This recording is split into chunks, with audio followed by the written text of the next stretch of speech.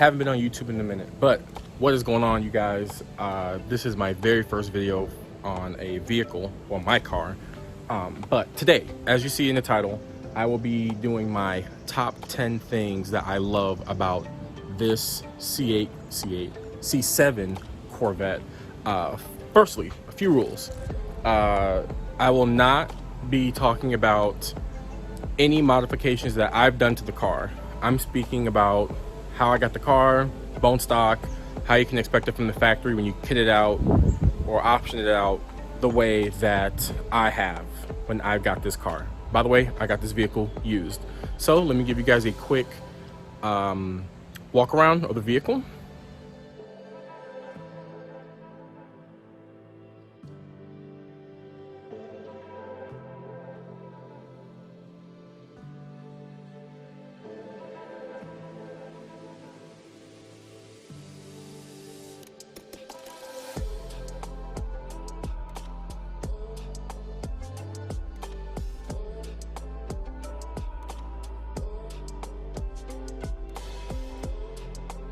All right, now you've seen the car. I also forgot to mention that this is a 2014 Z51 3LT, so it's fully loaded with all the options. So when I go about this list, this is a point for point with this spec. So don't buy a 2LT expecting these type of features. You won't get them. I will start from the bottom. This is in a particular order, so I will be starting from number 10, moving on up to number 1. So here we go. All right, number 10. So one of the things that I love about this car is that it comes with performance exhaust. So what that means is when you're in eco mode or touring, it will shut off 2 of the valves in the vehicle, keeping it very quiet. When you start up in the morning, you're not terrorizing your neighbors with like a massive V8. You know, you're not showing them how much of an engine you've got. You're very quiet. You know, you're cruising around or you're on a road trip or whatever, and you're not trying to hit their vehicle.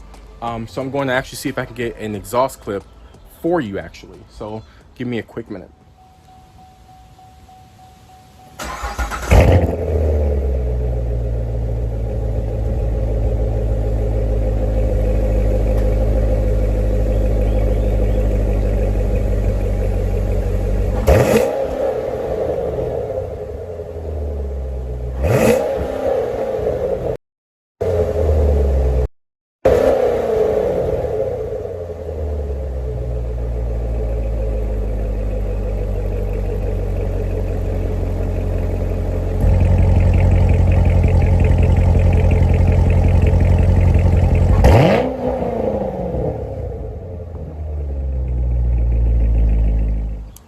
Number 9 is actually the functional aerodynamics on the vehicle.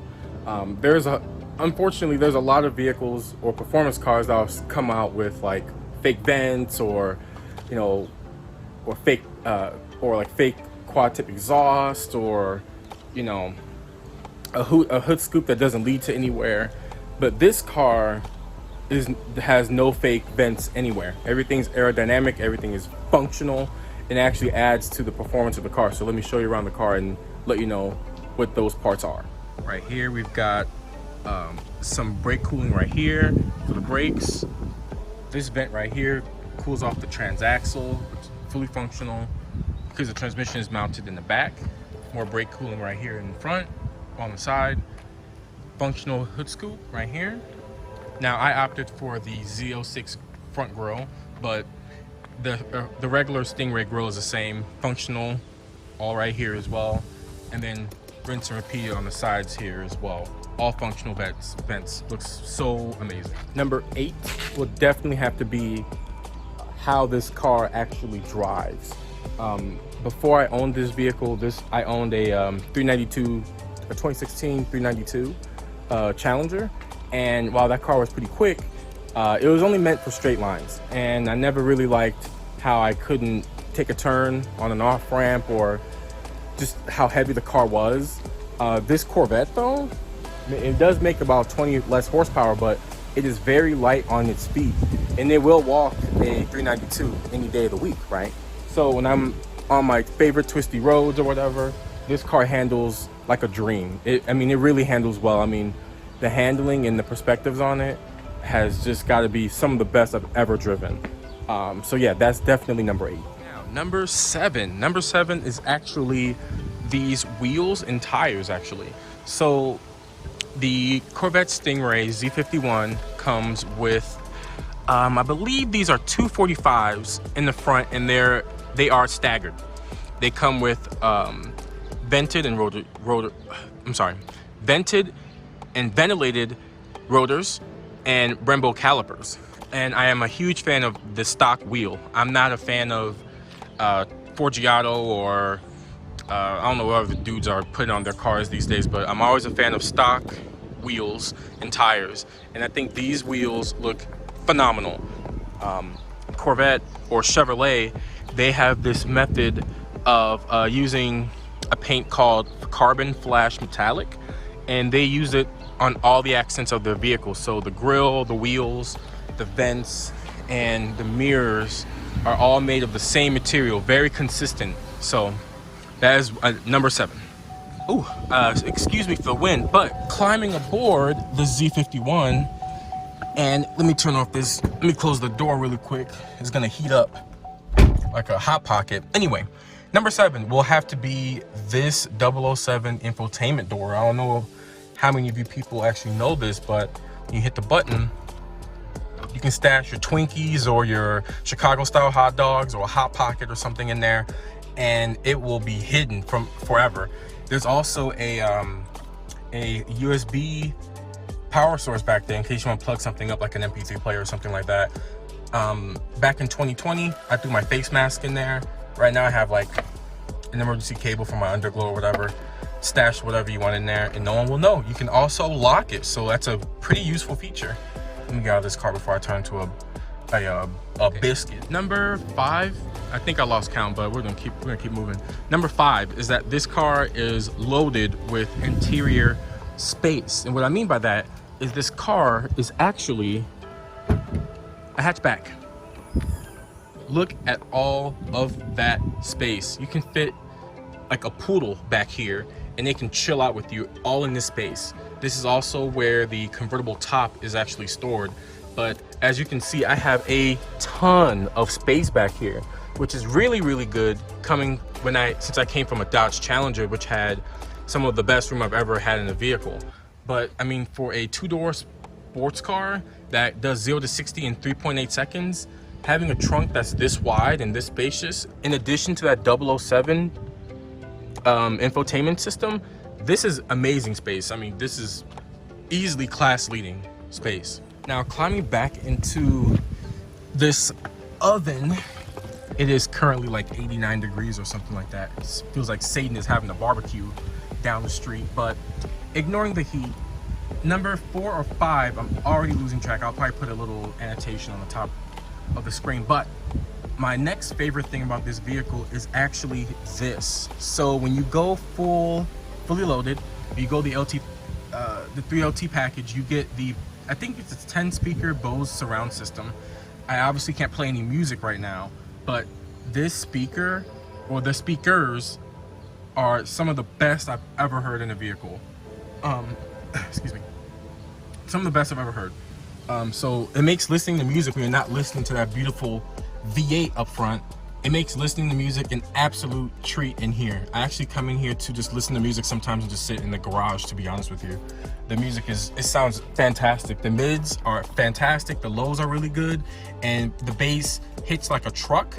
And most importantly, you don't lose any bass to any raspiness. It doesn't fade out or sound really janky or cheap. It's very high quality speaker. So another thing I love about this. Okay, now we're in the top 3. So number 3 is definitely the interior quality of this car. Ignoring my steering wheel, that did not come with the vehicle, obviously. But when you go 3LT, I have this awesome full leather, you know, cows have been sacrificed, F in the chat, for the full leather interior in here. I mean, there's no cheap plastic anywhere. These seats are carbon fiber. The interior the red stitching right here is nice. It feels great. Carbon fiber dash, as you can see. Nothing in here feels cheap. Everything feels, everything in here feels bolstered down and very sturdy, like it's gonna last you a lifetime in here. If you know the C6 Corvettes, actually just they looked cool, but when you climbed in, you didn't feel like you were in a cool car. But this car, it looks cool on the outside, and then you get in and it still looks amazing. This is a great place to spend time, and it's not too tight. The seats don't hug you all that much. There's adjusted bolstering for the driver. The passenger, if you have one, you know, they're not going to be hugged as tight as the driver, but this interior is up there. No F in the chat.